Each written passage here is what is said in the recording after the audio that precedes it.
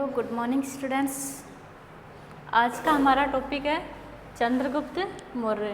Okay, पिछली class में हमने पढ़ा था कि मौर्य साम्राज्य की स्थापना कैसे हुई और किसने की, और इस क्लास में हम पढ़ेंगे चंद्रगुप्त मौर्य का साम्राज्य शासनकाल। ओके, जो चंद्रगुप्त मौर्य है इसका शासनकाल कब से कब तक था?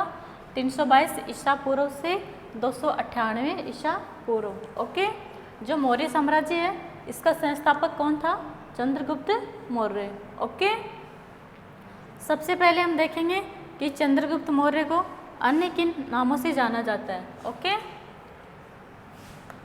चंद्रगुप्त मौर्य का जन्म कहाँ हुआ था? पाटलिपुत्र में।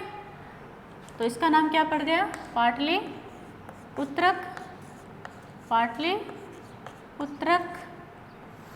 और अन्य नाम क्या था इसका? पालीब्रोस। पालीब्रोस,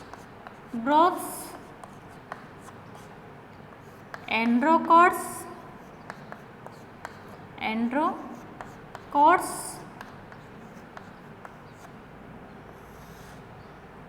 सेंड्रोकॉर्ड्स,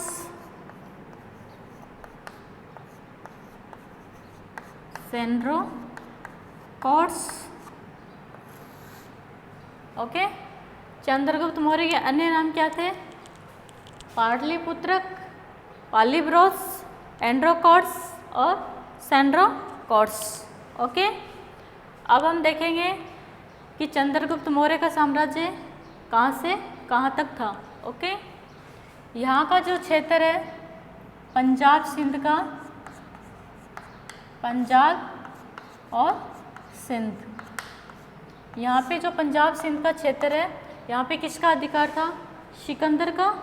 और सिकंदर के जाने के बाद इस क्षेत्र पे अधिकार कर लेता है कौन? चंद्रगुप्त मौर्य। ओके, जो सिकंदर है इसका प्रतिनिधि उत्तराधिकारी कौन है? सेल्यूकस। सिकंदर का उत्तराधिकारी कौन होता है? सेल्यूकस। और फिर सेल्यूकस और चंद्रगुप्त मौर्य के बीच में युद्ध होता है। कब? 305 ईसा पूर्व में। किसके साथ होता है?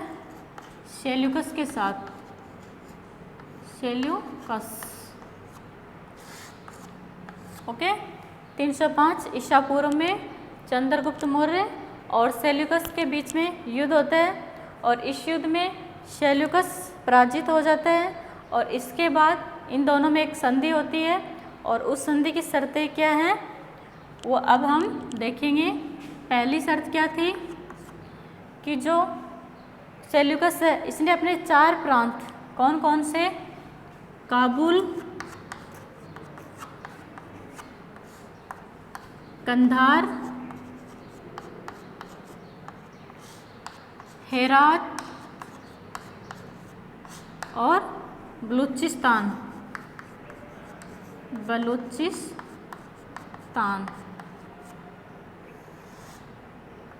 सेल्यूकस ने अपने 4 प्रांत काबुल, कंधार, हेरात और बलूचिस्तान किसको दे दिए?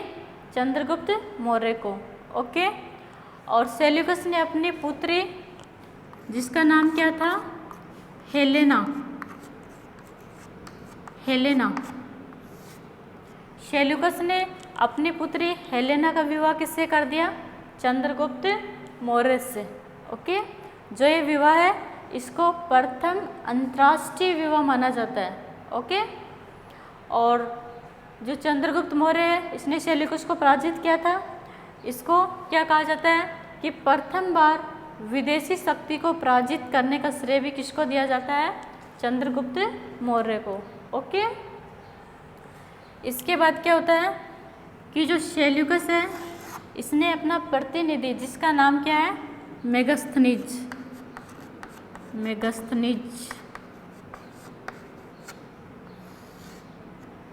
सेल्यूकस ने अपने प्रतिनिधि मेगस्थनीज को कहाँ भेजा?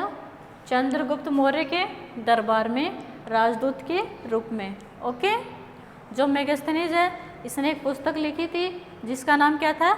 इंडिका। ओके, और इसके बदले में चंद्रगुप्त मौर्य ने सेल्यूकस को क्या दिया? 500 हाथी, 500 हाथी। इस संधि में सेल्यूकस ने चंद्रगुप्त मौर्य को अपने 4 प्रांत दे दिए, अपनी पुत्री हेलेना का विवाह कर दिया और मेगास्थनीज को उसके दरबार में राजदूत के रूप में भेज दिया। ओके, और इसके बदले में चंद्रगुप्त मौर्य ने सेल्यूकस को क्या दिया? 500 हाथी। ओके, अब हम देखेंगे कि चंद्रगुप्त मौर्य ने मगध पे अधिकार कैसे किया था। पंजाब सिंध पे अधिकार करने के बाद चंद्रगुप्त मौर्य कहाँ आता है? मगध पे आक्रमण करने के लिए। यहाँ पे किसका शासन था? नंद वंश के अंतिम शासक घनानंद का शासन था। और चंद्रगुप्त मौर्य और चाणक्य दोनों आते हैं और जो घनानंद है इसको पराजित कर देते हैं और यहाँ पे मौर्य वंश की नींव डालते हैं। कब? 322 ईसा पूर्व में। ओके, और इधर जो सौराष्ट्र का क्षेत्र है, जो रुद्रदामन का जूनागढ़ अभिलेख है, इससे पता चलता है कि जो चंद्रगुप्त मौर्य है इसका यहाँ पे भी अधिकार था। ओके, और जो सौराष्ट्र है यहाँ पे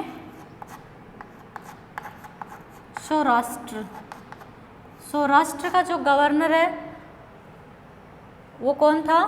पुष्यगुप्त।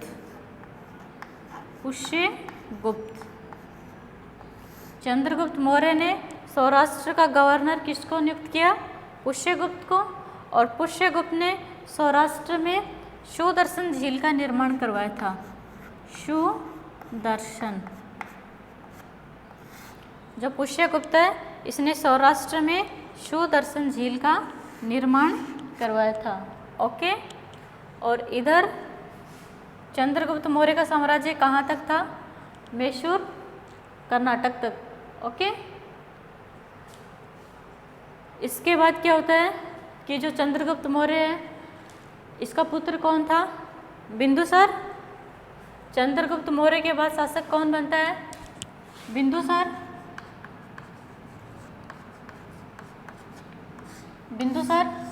अपने जीवन के अंतिम समय में चंद्रगुप्त मौर्य अपना राजकार्य किसको सौंप देता है? बिंदुसार को। और स्वयं कहाँ चला जाता है? दक्षिण भारत में एक स्थान है श्रवणबेलगोला।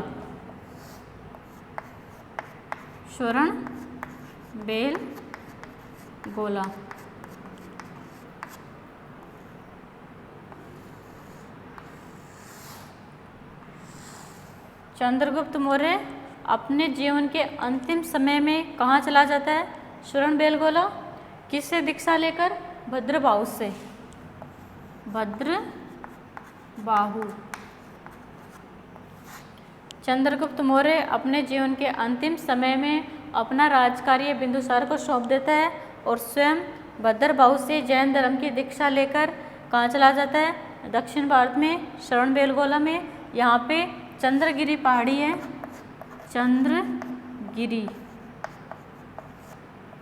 श्रवणबेलगोला में चंद्रगिरी पहाड़ी पे कायाक्लेश के द्वारा अपने प्राण त्याग देता है। कब? 298 ईसा पूर्व में। ओके, इसके बाद शासक कौन बनता है? बिंदुसार। और बिंदुसार का शासनकाल कब से कब तक है? 298 ईसा पूर्व से 273 ईसा पूर्व। बिंदुसार को हम नेक्स्ट क्लास में पढ़ेंगे। Okay, thanks.